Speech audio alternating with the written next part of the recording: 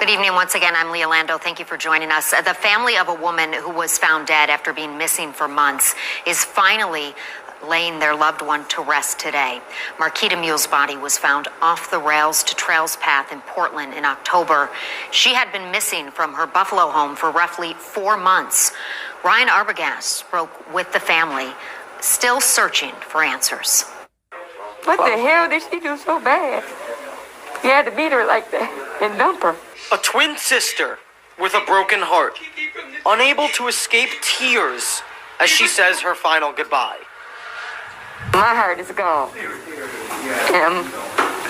That's my strength. So 50-year-old Marquita Mule finally laid to rest at the Powerhouse Church of God in Christ in Buffalo. More than 2 months after her body was found off a hiking trail in Chautauqua County, just feet from another set of remains. it's been harder than you know, especially not having her and just now getting her, and she coming back as a skeleton form. Family and friends leaning on one another, devastated as they still search for answers. Somebody took her life. They didn't have to. Threw her away. I just want to the day I die, I will fight. Who did this? I just want justice for my sister. 7 Eyewitness News has reached out to the Chautauqua County Sheriff's Office to get those very answers, including whether or not Marquita's death was ruled a homicide and the identity of the second human remains found at the scene. They have not returned my calls. What's justice for you? To find out who did this to my sister and why. What could she have done that was so bad? She really couldn't have done that. Why didn't she say that she wanted whoever did that to do 1,000 years under the penitentiary? Why are these sisters so reticent to say things like that? I just find it odd. Like, it's like listen, man, you cut in front of one of these sisters at line at the supermarket. You sit in their favorite seat at church. They'll hate you forever. And they'll talk about you like a dog, and they'll tell everybody at the highest mountaintops that you ain't worth crap, and they hope you have a very unpleasant life. But when it comes to thugs, they turn that down. Now, I know a lot of that is fear because the person's still out there and they come from a community where the majority of these guys don't get caught. And I get that, but I just find it odd, man. They really don't. I'm surprised she didn't call him a gentleman like they usually do. What's justice for you? To find out who did this to my sister and why. What could she have done that was so bad? She really couldn't have done that. In Buffalo, Ryan Arbogast, 7 Eyewitness News. Thank you, Ryan. You may recall a second set of remains were also found along that path in Portland. Investigators say they do not belong to Corey Anderson or Lori Bova. Anderson has been missing since 2008 and Bova since 1997. The Chautauqua County Sheriff did not rule out they might be those of Patricia Lammerherd. She was reported missing in 1976. This tears me up. Seeing the family, the father, the mother, it just really tears me up. I just have a question, and not to be the Grinch or a party pooper, but we know this is this is Chicago area, Cook County. When those murders were happening, when the 10,000 murders that happened since 2010, so there have been 10,000 murders up there since 2010.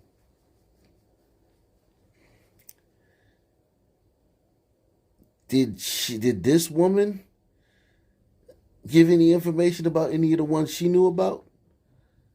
Because I'm sure she knew something about one of them. I mean, come on. We all know, like, listen, I've known about murders, and I haven't said anything. And that's, yeah, that's the code that I lived by at that time. Yeah. So I'm not judging this woman on that, but she's asking now for other people to do the same. And she lives in a place where there have been 10,000 people murdered since 2010. How many people have been murdered in gliders? How many people have been murdered in your town? Only gliders since 2010. So, and if you're a glider, you live in Chicago, I'm not talking about you because you know that, you've seen this stuff. But, wow. Do these people have enough self-awareness to be like, damn, I knew Pookie and Ray Ray killed that one girl that time. I heard my son talking about it on the phone. Or I saw the little boy who lived down the hall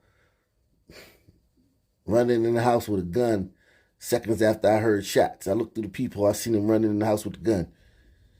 And then they said some little kid was dead around the corner. So these people living in these areas, they know something. I'm not saying they know every murder that happened. No, they know something about one of them here, there. And did she try to help that family get any kind of justice, or did she just, there ain't none of my business? Deadly shooting rattles a Clayton County family to the core. A mother says her son watched his brother take his final breath as the 12-year-old charged with his murder sits in jail. Hello, and thank you so much for joining us this afternoon. I'm Tom Haynes, in for Christine Spiro. Loved ones say the shooting leaves a gaping hole in their hearts just 2 weeks before Christmas. Fox 5's Underlake Proctor has details. This mother's heart is broken. She says her parents insisted that her young sons move here to Georgia and away from the crime in Chicago. But in the end, crime found them here. And even worse, her 12-year-old son had to watch helplessly as her 11-year-old son was killed.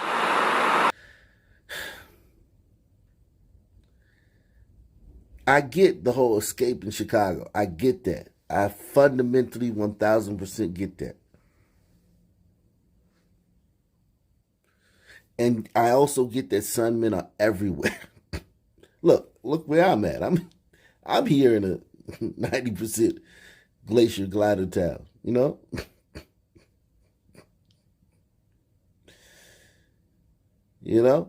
Lady across the street, glider lady across the street from me. When I first moved here, she's a nice lady, whatever, but she kind of like Madam X. If you watch our live streams, it's kind of like that. When women get kind of older, she's like, everybody on this, a whole lot of black people. Everybody who moves in nowadays is black.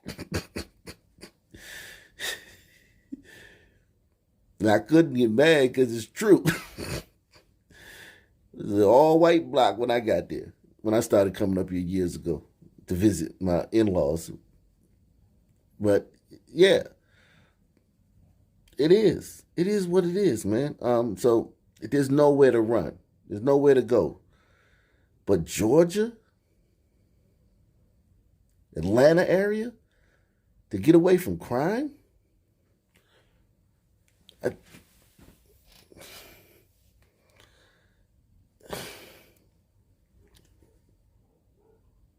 It's just too much for me. My baby was 11. And your 12-year-old son watched it. He witnessed it. He had to witness. And he just keeps saying they left my brother laying there, y'all. Like, this is crazy. Mom Kendall Munson says her worst fear came true.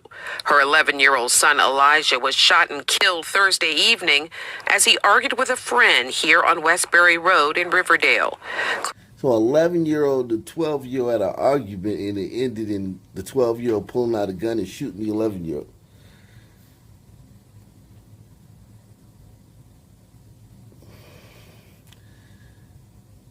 I mean, you heard the guy say, look, you hear these people say in all my videos, these activists, that the killers are getting younger and younger. Man. Was shot and killed Thursday evening as he argued with a friend here on Westbury Road in Riverdale. Clayton County Police have charged the 12-year-old with murder as a juvenile. It's a decision even Elijah's mom is uncomfortable with. I honestly do not know how to feel. That baby 12, my baby is 11. These are kids. We're divided. Y'all should be playing in a sandbox somewhere. Ironically, the Munson family moved to Georgia in hopes of avoiding crime and violence up north. We left Chicago to, try to escape, gang activity and this type of violence. And, even though I truly believe this was an accident, I don't believe that there was any malice in this child's heart. He was a child that had a gun who should not have had a gun. The shooting happened right in front of Jerry Shepard's house. His wife actually witnessed the fatal shooting.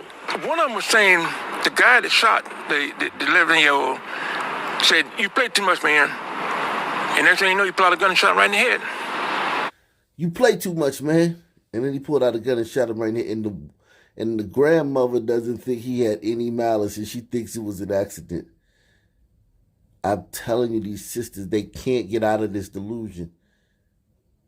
This is why they protest for criminals. That's why they start organizations based on making laws, making it harder for the police to do their job, making it harder for prosecutors to do their job, making it harder for judges to do their jobs, handcuffing district attorneys and forcing super liberal district attorneys into these cities and getting rid of competent prosecutors and district attorneys, getting rid of competent police chiefs.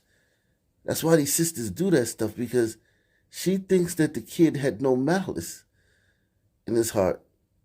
And I'm trying to tell you, man, that kid was probably rotten to the core. And knew exactly what he was doing. I've been 12 before. You know what you're doing when you're 12. You know what you're doing. I'm not going to sit here and say that your brain is fully developed or you can understand consequences. You can understand what a 20-year sentence look like. But if you're a little hardcore little thug out here in the street at 12, I remember those kids. They knew what they was doing. They didn't care. Now, did they know, like, 20 years? Like, yeah, okay, if you get a 20-year sentence to a 12-year-old, he doesn't understand. Like, he's only been around for 12 years. In most of those years, he's just been a little kid. So he really probably only been around for, like, a few years. He doesn't understand, oh, my God, I'll be locked in a facility for 20 years. Or in his case, charged as a juvenile, he'll be out by the time he's 16 or 18. And at the very latest, 21. They can't keep him past 21. But they'll probably let him out by 16 or 18. And grandma don't think he meant, what is she talking about? What do these sisters even be talking about? Try to escape, gang activity and this type of violence. And, even though I truly believe this was an accident, I don't believe that there was any malice in this child's heart. He was a child that had a gun who should not have had a gun. The shooting happened right in front of Jerry Shepard's house. His wife actually witnessed the fatal shooting. One of them was saying, the guy that shot the 11-year-old said, "You play too much, man." And next thing you know, he pulled out a gun and shot him right in the head. Clayton County Police say they are still investigating just who owned that gun and whether that owner will face charges. In Clayton County, Angelique Proctor, Fox 5 News.